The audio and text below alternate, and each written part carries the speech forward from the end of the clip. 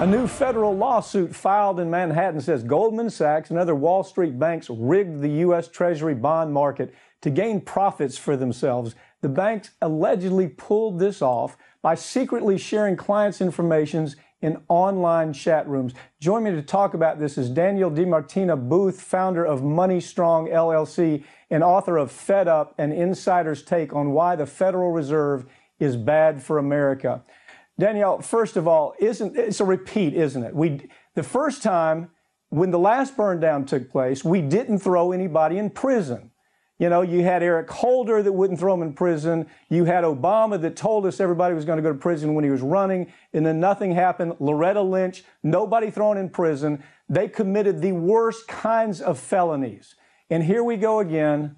The average person hears this headline, and it's no surprise, is it?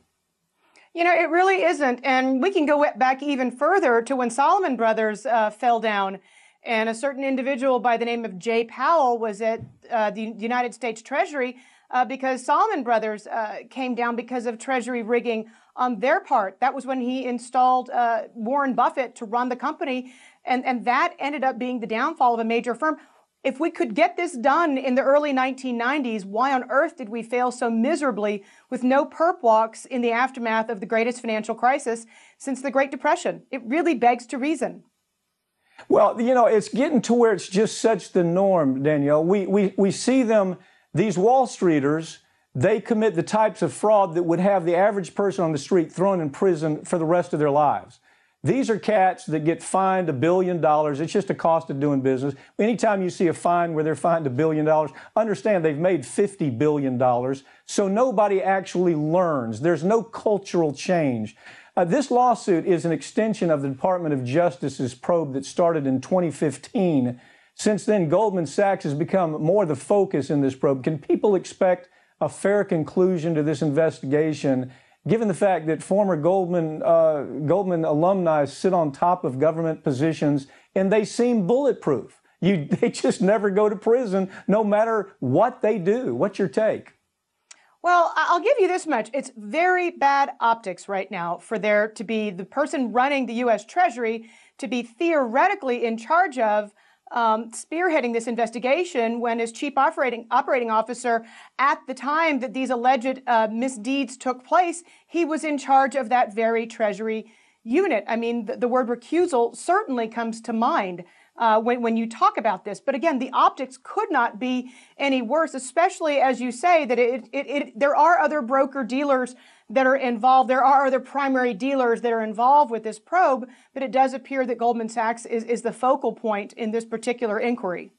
Well, in your book, you explore the idea of the connections. You know, why is it that somebody with the feds, why don't they take action because they know lifelong friends, somebody they've worked with in the business, in the Wall Street business for so long? It's this country club mentality, isn't it, Danielle? This country club mentality that you talk about in your book, that we really don't ever really change anything because it's the golden rule. The person that has all of the gold makes all the rules. And that's what's going on with Wall Street again, as they burn down this market again, this time in a different kind of way, but it's still the same kind of criminality, isn't it?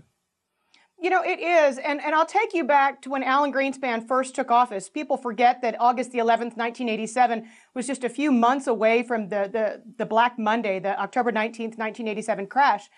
Few realize that in the weeks and the months that followed this, Greenspan went so far as to sanction the New York Fed leaking information to bond trading desks ahead of Fed moves to inject liquidity into the system. In street parlance, this is called front-running the Fed. It's a big, huge no-no, but this culture was set in place over 30 years ago when Alan Greenspan first effectively sanctioned it by allowing the New York Fed to partake in this behavior. Fast forward to the aftermath of the financial crisis, the New York Fed had a very independent consultancy come in to try and figure out what had gone wrong at the New York Fed in terms of their ability to supervise the banks that they are mandated to regulate, like Goldman Sachs.